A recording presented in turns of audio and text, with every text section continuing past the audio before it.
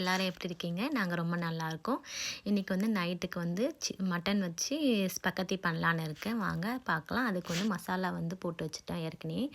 லேம்பில் வந்து என்னென்ன போட்டிருக்கேன்னா, chilli powder, paprika masala, pepper, சீரகத்தூள், சோம்புத்தூள், அதுக்கப்புறம் கரம் மசாலா கொஞ்சம் ஆட் பண்ணிக்கோங்க. உப்பு, அவ்வளோதான். வேறு எந்த மசாலாவும் நான் ஆட் பண்ணலை. நல்லா ஊற வச்சுட்டு அதுக்கப்புறம் ஒரு வானல் வச்சுக்கோங்க. தண்ணி ஊற்றி நல்லா கொதி வந்தோடனே அதில் வந்து உப்பு, எண்ணெய் போட்டு ஸ்பகத்தி எடுத்து வச்சுப்போம்ல, அதை நீங்கள் ஆட் பண்ணி நல்லா வேக வச்சு எடுத்துக்கோங்க.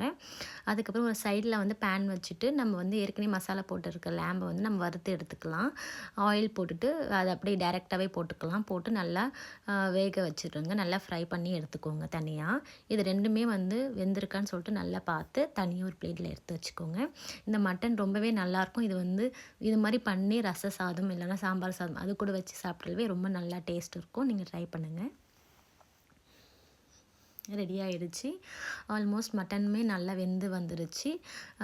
நூடுல்ஸுமே நல்லா வேக வச்சு எடுத்துக்கோங்க. கொஞ்சம் உப்பு போட்டுக்கோங்க, பார்த்துக்கோங்க. அப்போ தான் நம்ம வந்து நல்லாயிருக்கும் நூடுல்ஸ்க்கு.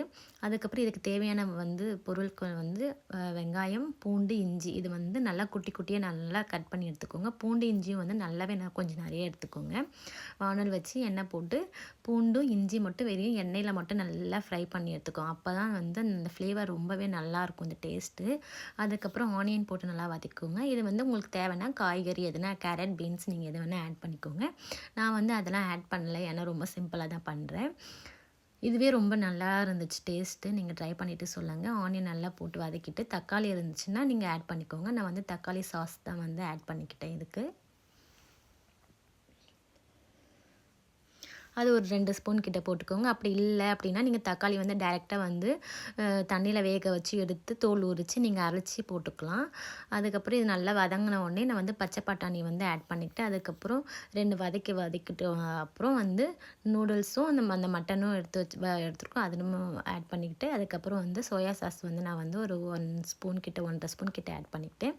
ஆல்மோஸ்ட் ரெடி ஆகிடுச்சு பாருங்கள். லாஸ்ட்டாக பெப்பர் போட்டு நான் இறக்கிட்டேன்.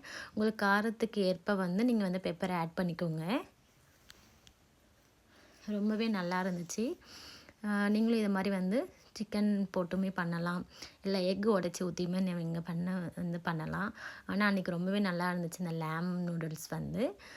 நீங்கள் இதே மாதிரி ட்ரை பண்ணிவிட்டு நல்லா இருந்துச்சுன்னா நீங்கள் கமெண்ட் பண்ணுங்கள். தேங்க்யூ. என்னோடய வீடியோ பார்க்குற எல்லாேருக்கும் ரொம்ப ரொம்ப நன்றி. லைக் பண்ணுங்கள், ஷேர் பண்ணுங்கள், கமெண்ட் பண்ணுங்கள் அண்ட் சப்ஸ்கிரைப் பண்ண மறந்துடாதீங்க. ஃபைனலாக நம்மளுக்கு நூடுல்ஸ் ரெடி ஆகிடுச்சு. இதுக்கு வந்து எக் வச்சுக்கிட்டோம். இந்த லீஃப் ஒன்றும் இல்லை, கடுகு செடி தான்.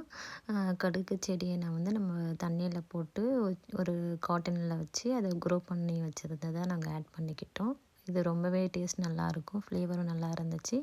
அது இல்லைனாலும் ஒன்றும் பிரச்சனை இல்லை. ஃபைனலாக ரெடியானதை நாங்கள் சாப்பிட ரெடி ஆகிட்டோம். நீங்களும் வாங்க சாப்பிட்லாம்.